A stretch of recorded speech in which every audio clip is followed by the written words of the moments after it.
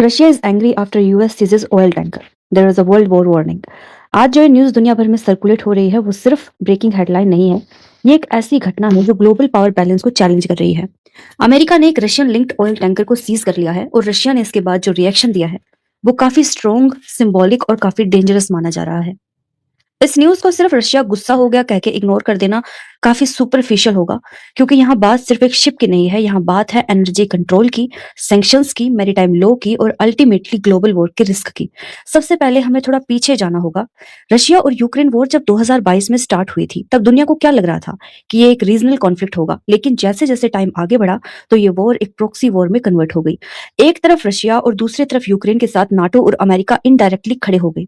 America ने direct troops तो नहीं भेजे, लेकिन वेपन्स, इंटेलिजेंस और फंडिंग और डिप्लोमेटिक सपोर्ट पूरी तरह से दिया है। इसके साथ ही अमेरिका और यूरोप ने रशिया पे मैसिव सैंक्शंस भी लगाए हैं। बैंकिंग सिस्टम से लेकर ऑयल एक्सपोर्ट्स तक सब कुछ रेस्ट्रिक्ट करने की कोशिश की गई है। अब यहाँ एक इंपॉर्टेंट बात समझनी जरूरी है कि रशिया की इकोनॉमी का बैकबोन ऑयल और गैस है। जब आप ऑयल सेल्स को टारगेट करते हो तो आप डायरेक्टली रशिया की वॉर फंडिंग कैपेबिलिटी को हिट करते हो। इसी वजह से रशिया ने एक ऑल्टरनेटिव सिस्टम को डेवलप किया, जिसे एनालिस्ट शैडो फ्लीट कहते हैं।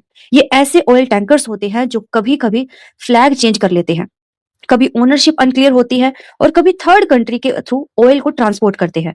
ऑब्जेक्टिव इनका एक ही है कि सैंक्शन से बच के ऑयल को बेचना। अब अमेरिका का मानना है कि जिस ऑयल टैंकर को उन्होंने सीज किया है वो इसी शैडो नेटवर्क का पार्ट था। यूएस का क्लेम है कि टैंकर सैंक्शंस को वॉयलेट कर रहे थे और इसीलिए उसका सीजर जस्टिफाइड है। लेकिन रशिया का कहना बिल्कुल अलग है। रशिया कह रहा है कि ये टैंकर इंटरनेशनल वाटर्स में था, कोई पायरेसी नहीं कर रहा था, कोई इलीगल एक्टिविटी ओपनली प्रूव नहीं हुई थी, और फिर भी अमेरिका ने फोर्स यूज करके उसे सीज कर लिया। रशिया के अकॉर्डिंग ये इंटरनेशनल मैरीटाइम लॉ का क्लियर वायलेशन है और यहीं से सिचुएशन थोड़ी और ज्यादा सेंसिटिव हो जाती है। इंटरनेशनल वाटर्स में नॉर्मली किसी शिप को सिर्फ उसके फ्लैग स्टेट का ज्यूरिसडिक्शन होता है।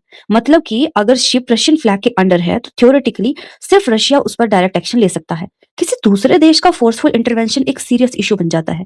अमेरिका का काउंटर आर्ग्यूमेंट ये है कि अगर शिप स्टेटलेस हो या फिर फॉल्स फ्लैग यूज कर रही हो या फिर सैंक्शंस को इवेड कर रही हो तो इंटरवेंशन अलाउड हो सकता है। अब ये लीगल डिबेट है कि जिसका clear answer black and white नहीं है, और इसी एम्बिग्यूटी की वजह से टेंशन बढ़ रही है। रशिया ने इस इंसिडेंट के बाद काफी स्ट्रॉन्ग लैंग्वेज यूज की है। जैसे कि मॉस्को ने ओपनली कहा है कि अमेरिका का एक्शन होस्टाइल है, इलीगल है, और अगर ऐसे स्टेप्स रिपीट हुए तो इसका जवाब दिया जाएगा। ये रिस्पॉन्स सिर्फ एक डिप्लोमेटिक स्टेटमेंट नहीं है, ये एक सिग्नल है। रशिया ये सिग्नल देना चाहता है कि अगर अमेरिका ओपनली रशियन एसेट्स को टारगेट करेगा, तो चाहे वो डायरेक्ट मिलिट्री हो या फिर इकोनॉमिक इंफ्रास्ट्रक्चर, तो रशिया चुप नहीं बैठेगा। अब यहाँ एक और बात ऐड हो जाती है, यूक्रेन। रशिया का मानना है कि अमेरिका यूक्रेन के थ्रू रशिया को इनडायरेक्टली प्रोवोक करता है। टैंकर सीजर को मॉस्को सिर्फ सैंक्शन एनफोर्समेंट नहीं है, बल्कि प्रेशर एस्केलेशन के रूप में देख रहा है, स्ट्रेटेजिक प्रेशर। और जब प्रेशर एस्केलेट होता है तो मिस कैलकुलेशन का रिस्क भी बढ़ता है। अब वर्ल्ड हिस्ट्री में काफी वॉर्स ऐसे ही स्टार्ट हुए हैं, not by intention but by escalation. America की तरफ से भी मैसेज काफी क्लियर है। यूएस एडमिनिस्ट्रेशन ये दिखाना चाहता है कि सिर्फ पेपर पर सैंक्शंस नहीं है, अगर रशिया लूप होल्स को यूज करेगा तो उन लूप होल्स को एक्टिवली क्लोज किया जाएगा। ऑयल टैंकर सीजर इसी पॉलिसी का पार्ट है। ये अमेरिका के लिए क्रेडिबिलिटी का सवाल है, और अगर सैंक्शंस एनफोर्स नहीं होंगे तो उनका डेटरेंस वैल्यू जीरो हो जाता है। लेकिन यहाँ पे एक डेंजर भी है। अगर रशिया डिसाइड करता है कि वो अमेरिकन कमर्शियल या फिर एनर्जी लिंक्ड एसेट्स को टारगेट करेगा, तो चाहे वो ब्लैक सी हो, मेडिटेरेनियन हो या फिर आर्कटिक रूट्स हो, तो सिचुएशन क्विकली मिलिट्री कन्फ्रंटेशन की तरफ जा सकती है।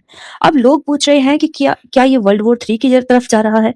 इसका ऑनेस्ट आंसर यही है कि अभी नहीं, लेकिन रिस्क डेफिनेटली पहले से ज्यादा है।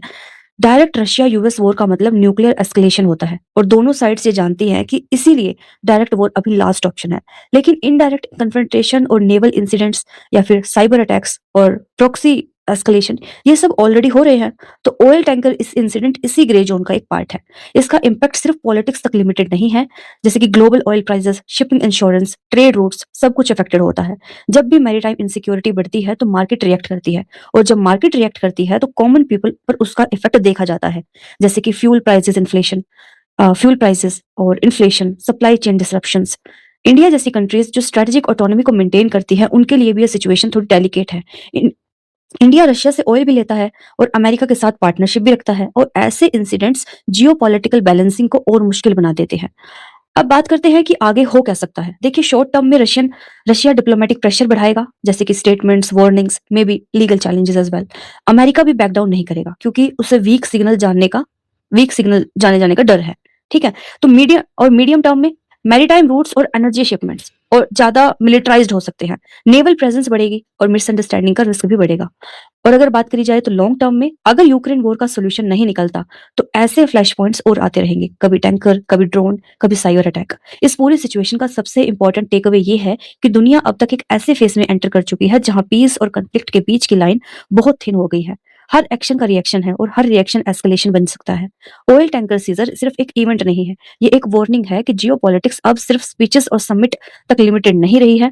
ग्राउंड पर, सी पर और खासकर एनर्जी रूट्स पर पावर शो हो रहा है। और जब पावर शो होता है तो दुनिया को अलर्ट रहना पड़ता है। Thanks for watching guys.